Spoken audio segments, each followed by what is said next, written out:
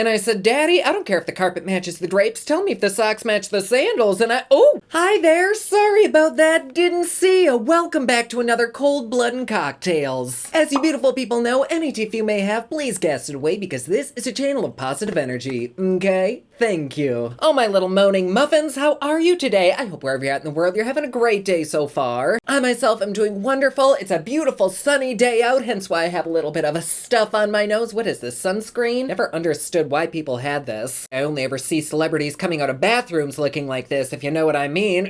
That was a drug joke. Okay, we're over that. Anyways, we are back and cheers to you. Before we get started, let's talk about today's cocktail. It is a simple apple teeny, very watered down. I'm trying to do this a little bit early in the morning, and we do not need to be day drunk. It's not that we don't want to be, we just don't need to be. No, madam. Okay, that's good. So today's story is actually featured in quite a few movies. Like, there's a lot of shit that's based off of this guy. And I was recently watching one on Netflix. I can't remember what the hell it was. Very loosely based off of this character. I mean, super loose. Like, fisted ass for 30 years kind of loose. But as I was watching the TV, I was like, this is really freaking familiar, and it just so happens that I've been working on the same exact case, so what a coinky dink. Oh, it was called The Watcher on Netflix. The character's name was John Graft, and today's guy is John List. So comment down below if you've seen that, but very, very similar-ish, kind of. Anywho, so John List, he was actually a very dapper dresser because this was in like the early 1900s. However, my best Judy was like, his personality kind of gives off serious basic bitch dad vibes. Like, not daddy, but dad. You know, like the dude next door mowing his lawn at 6:30 a.m. because everyone should be an early riser. He's got like the knee-high black socks on and those Docker fisherman sandals. And the neighborhood secretly dislikes him because his jokes flatline, but damn, he makes a bangin' ribeye at those cookouts. And here we are today. Anyways, I totally agree. John does give those kind of vibes, but he really doesn't look anything like that. Alright though, enough talking out our asses. Let's get into our latest unfortunate event. Cheers to you, my loves. So today's case starts in Bay City, Michigan, all the way back in 1925. The USA was really shaking shit up at this time. Like, there was the first female governor in Texas, The Great Gatsby was published, and Sears opened its first store in Chicago. How thrilling. Somewhere downtown was a baby being born that would end up not just being an asshole-ish person, but a full-out murderer. Did I just call a baby an asshole? You know what? Maybe I did. Sue me, bitch. No, but John had been an only child in a very Lutheran household, and as he got older, his religious beliefs went from like 1 to 100. He was all about that. You know what, John? If that's what makes your ticker talk, you do you. And he was also kind of a really meticulous planner of like everything in life, so much so that it would just annoy the shit out of everyone that got to know him. Like, people would only invite him out to eat or to the bar or to their house just to be nice to him, but when he'd be out, they would immediately regret inviting him. He'd show up, literally everyone would be like, who the fuck is this dork? And that probably took a bit of a toll on John. So as he grew up, he just kind of became someone who was really cold, not really someone you'd want to talk with at parties, and actually you just kind of wanted to avoid him altogether. Like, bloody fuck, could you imagine everyone around you dislikes you so much they avoid you? Like, that would just hurt, and I'm not talking like a slap to the ass kind of hurt. Like, this would not be fun. And like, the few friends that he did have never really liked coming over because his parents were super domineering and just way overprotective. Even into his teens, they were cutting all the crusts off his PB&Js because, you know, he might choke and his friends would be like, are you gonna suck on your mommy's teat too? He'd just sit there with his little crustless sandwich waiting for his mom to baby bird him. No, it wasn't that bad, but in my opinion, it was a little bit of a toxic relationship, you know, just not healthy. He needs to be pushed out of the nest. But he didn't really know how to get out of the house. Like, where would he go? He has no money, he doesn't have a job, so he'd just go to Sunday school, focus on religion, and then come straight home. And then when he did finally grow up, he was kind of like, you know what? I really like the structure that the church has. Maybe I should join the army. It ended up being a swell idea because there was no way he wouldn't make friends in the service. Like, it'd be impossible. You're surrounded by people. Oddly enough, though, he seemed to be just as socially awkward there as he was back at home. So he's like, what the hell? But after months of just kind of doing his own thing in the army, he decided, fuck it, I am not going to be shunned. And he ended up working his way to becoming a lieutenant. So he had the drive, he definitely had the passion, but at the end of the day, people would still toss him to the side like a man's crusty sock. He just seemed to be a forever loner. I relate to that. Well, not the awkward part, just being a loner. You know, I feel like a lot of us can relate. Not that I'm trying to relate to a killer.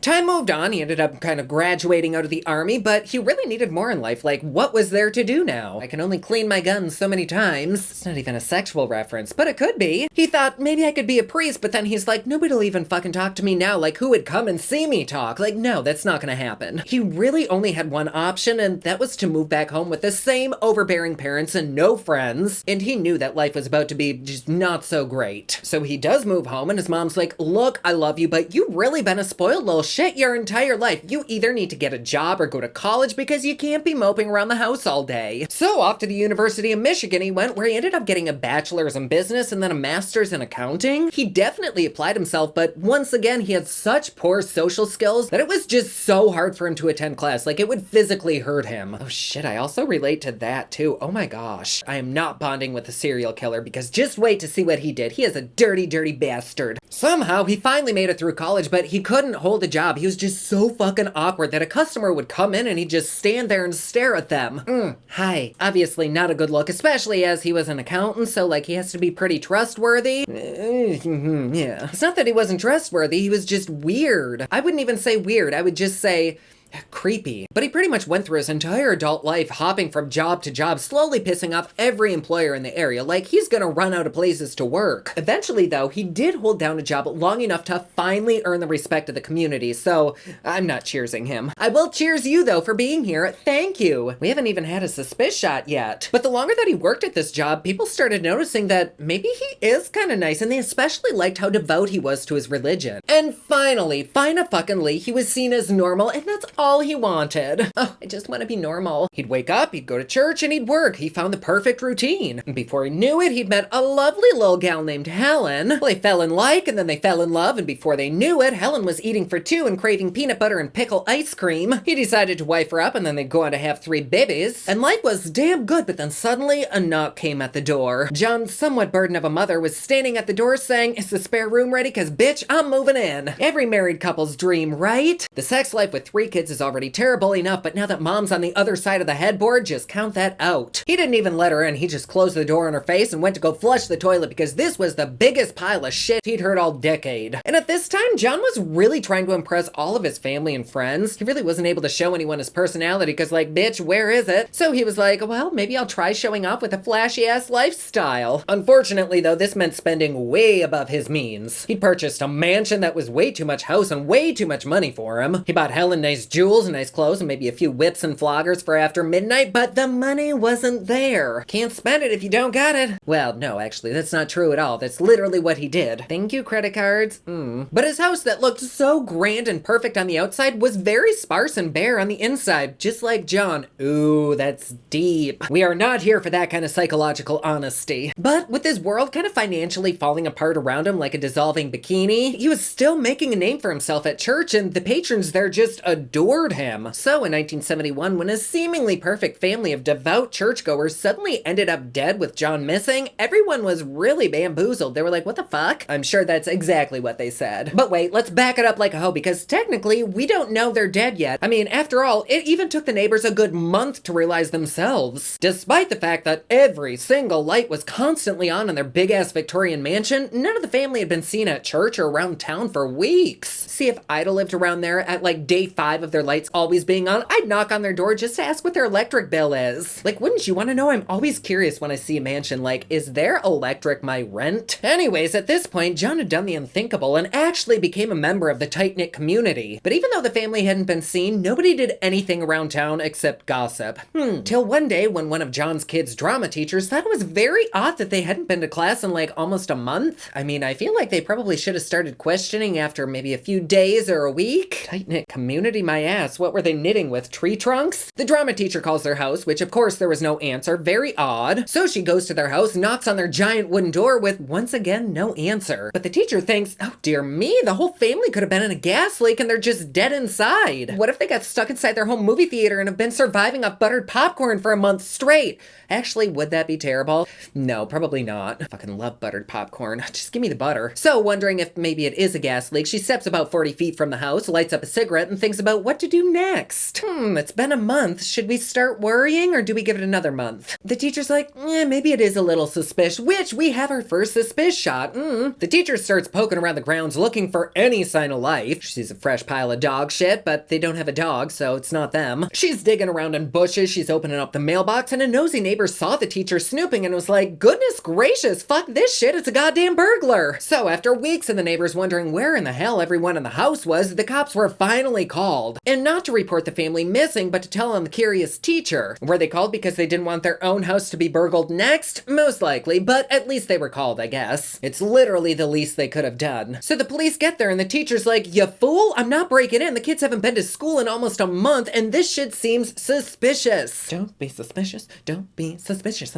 So the cop is like, oh, okay. Kind of weird that nobody's called till now, but yeah, fucking right, it's weird, isn't it? But the police knock and once again, nobody answered. So they scoot over to the side window, force it open, and immediately a wave of warm, thick, putrid death wafted out. Everyone instantly knew that they were way too late for whatever the hell was inside. The two cops started to enter the home through the window, but paused for a second because they could hear some creepy-ass music from speakers somewhere in the house. They looked at each other and were like, what the fuck are we about to get into? And they stepped in through the ballroom window right into a pile of dirty laundry. They're thinking, my god, this is a big-ass mansion. Who the hell just leaves dirty clothes lying around? Well, when one of the cops realized his shoe was all wet and saw the dried blood stains all over the floor, they realized that these were not piles of clothes. In fact, they were piles of goo that had once been bodies. By now, their bodies were seriously decomposed because of the heat. Like, the windows were closed, there was no air conditioning, so you can imagine. But through all the mush, the officers could see holes in their skulls. It seemed like everyone had been shot in the head. And then they also noticed that one of the smaller bodies had a bunch of bullet wounds, so cops were like, there's obviously been a struggle maybe? And still, where the fuck was that music coming from? It was just somewhere. Like, what the hell was that about? Just to add a little bit of creepy ambiance to the situation, I guess. The cops continue following the noise upstairs only to find another decaying pile of human goulash. John's mother had a bullet wound right above her left eye and according to the killer was, quote, too fat to drag down the stairs. Mind you, seeing pictures of her, she is not fat. But again, this was 100 years ago. People were like the size of a twig. But yeah, her body had just been left there to sit and rot a whole floor above the rest of her family. And cops are like, where the hell is John? Like, they swept the whole house and very shortly after doing that, they soon realized that John was not gonna be easy to find. And this was like the mid-1900s. There were no cell towers to ping, no DNA. So if he fled, like, bitch is gone. And because his body wasn't with the rest of the families, they were like, he must have killed them and now he's on the run. I'd say that's a fair assessment. But let's back this up. Like, why in the bloody tits did he even do this? Well, apparently things were a bit of a struggle financially. We knew that. But unbeknownst to his family, he'd been fired from his fabulous bank job as an accountant. Now he couldn't pay the mortgage or any of the bills. And all growing up, his parents instilled into his brain that the man must provide for the family and he must be successful. And he wasn't able to provide, nor was he successful. So in his eyes, he was kind of a total fucking failure. And he had been so into this job, like it was the one place that he actually started to kind of fit in. And the thought of having to now find another job and do that all over, like fucking hell. That to him was no different than horses pulling both his arms off. John had this seriously heavy feeling inside of him that he'd really let his family down and that was constantly weighing on him. And when the foreclosure notices started arriving in the mail, he just lost his shit completely. Because of his religious beliefs, he thought that if he killed himself, he wouldn't get into heaven. But he did get to the point where he'd become comfortable with the thought of killing his family, which I don't know how he thought that was okay, but he made it make sense in his brain. He thought, well, nobody in heaven will know that I killed them, and when I get there, I'll confess everything, and I'll end up looking like a goddamn hero. Okay, John. So he grabbed his army souvenir pistol, grabbed some bullets, and began target practicing. And he just fucking went in like it was D-Day, like he went in and there's no turning back. All of this is just very suspicious. And the family was a little bit put off during dinner the night before because the topic of conversation for the evening was what everyone wanted done with their bodies after they died. We'll take 2 suspicious shots for that. And his ass thought he was being clever because this was just an average conversation without any real meaning. I mean, don't you have that kind of convo over spaghetti bolognese with your family? Actually, yeah, my family would totally have that conversation. Any fucking who. Little did they know that they were actually planning their own burials. John drove his kids to school the next morning, drove his ass back home, took the gun from his glove compartment, and then walked into the kitchen to shoot his wife. She was drinking her morning latte, sitting there reading the paper, and boom, he got her from behind. And that was something he was really proud about, like the fact that he would come from behind them so they wouldn't freak out and panic. How fucking thoughtful, John. Really, you are a stand-up guy. After his wife was Instead, he walked up the stairs to where his mom was having her morning tea, kissed her forehead, and then shot her in the back of the head too. John skipped his way downstairs, moved his wife's body, and started cleaning up the blood so the kids wouldn't see it and run out. Again, John was just too damn thoughtful, wasn't he? This was still the early morning though, the kids wouldn't be home for a bit, so John decided to go grab a quick coffee and a scone over at the corner cafe, check his mail at the P.O. box, and then he cashed his mother's savings bonds at the bank. He even corrected the teller, who was 5 cents off, making sure that he got every penny of interest he was owed. And when he went home, he was finally like, okay, I have to cover my ass and we need to plan this shit to the T. So he made several calls around town saying that his family will be traveling to North Carolina to visit Helen's dying mom, and then he'd be following them later in his car. Unfortunately though, he left calling pretty much anyone who is important who might spread the word around town of their travels, and most importantly, he kind of left out a time frame for the school. He puffed his chest out thinking, I'm a clever little corn cob, and he was like, yeah, this is a good choice. He went into the kitchen, sat down at the table he'd shot his wife at a few hours before, had a sandwich, and giggled at the fact that he was ravenous after killing. What a fucking sense of humor he had, Here he thought he'd be in a panic stupor, but shit, he was so hungry he had 2 sandwiches. Can I get a suspicious shot for that? Well, a few hours later, one by one, his kids start coming home. First, he shot his 16-year-old daughter, then in came his 13-year-old, and then after him was his 15-year-old, his favorite child. Unlike the other kids, his 15-year-old boy didn't immediately pass, and unlike what the cops thought about there being a struggle, there really wasn't one. John shot his son and couldn't handle seeing him writhing about on the floor and had to shoot him a few more times. What the fucking hell, right? Like, how sick can you be, especially with your own family? And what's even grosser is the fact that when his final child died, he felt a huge ass weight off of his shoulders. He had set a task for the day, and just as if he had set a task to like mow the lawn or clean the gutters, he'd completed what he wanted to and was no longer anxious. What the hell? Like he'd seen slaughtering his entire family as just a task for the day. God damn, we need another one of these. We need a bunch of these. Well, now the house was just a damn mess and we can't have that. So he neatly lines the bodies up in the ballroom, put music on the home's intercom, and scrubbed every inch of the house. That little bitch was even using his family's toothbrushes. He was like, well, they're not gonna use them anymore. So after an exhausting but satisfying deep clean, John thought, well, I may as well write a confession. He felt great too, knowing that he single-handedly sent his whole family to heaven. Like, lucky them, right? In his mind, there was no remorse. In fact, he'd done his family a favor. And with his wretched mom rotting in the upstairs kitchen and his beloved wife and children neatly lined up in the ballroom, he found every single picture in the entire house, took them out of their frames, tore his little face out, put them back in, and fled the scene. Which was actually kind of smart because this would make it extra difficult for the police to find any kind of picture of John for the wanted poster, but it also directly pointed him to these murders like you couldn't get much more obvious. And his ass knew he had to act fast, so he drove to JFK Airport, New York, left his car there as a little fake for the police, and then took a bus back into the city. He was thinking, oh god, I'm so clever, they are not going to suspect a thing. And it had been a whole freaking month before the bodies had been discovered, and in that month, John had plenty of time to create an entirely new life. John went to New York, and then from there he made his way to Denver, changed his name to like Robert Clark, and there he started working as a hotel cook, and years go by. Yes, that's right, years. And by this time, he became an accountant for H&R Block and once again slipped into a pretty comfortable life of monotone blandness. He found another Lutheran church to go to, married a widow, and together, both of them hauled ass to Richmond, Virginia. He was just getting everywhere. Isn't this story just absolutely fucking bonkers? Like, not only did his original community not suspect him, but you know nobody in his new life would ever think that good old Robbie Clark would ever hurt a fly, let alone slay his entire family. Well, one day, a particularly intriguing episode of America's Most Wanted was airing, and it just so happened that both John and his new wife were watching. Like, what a coincidence. John's balls were sweating bullets the size of cocktail weenies, but his wife didn't seem to recognize him on their screen, and he was like,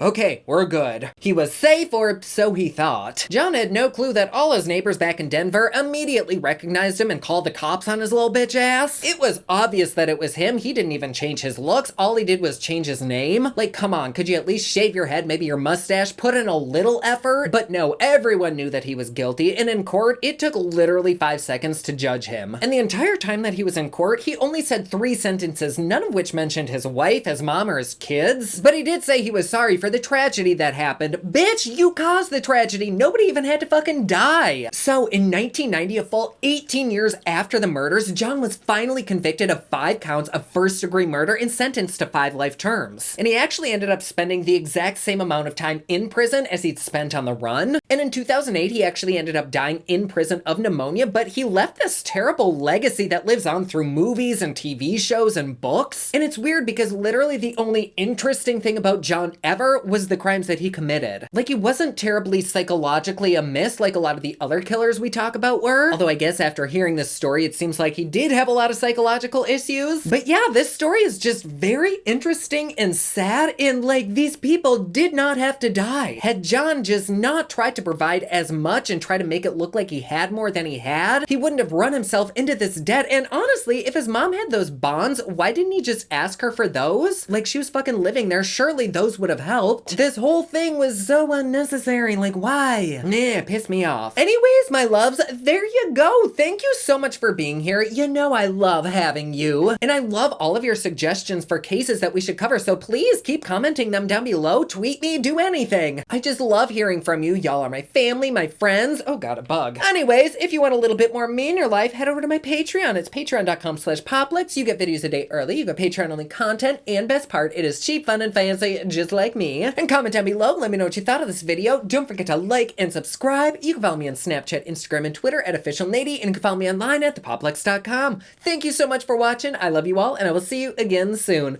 Bye!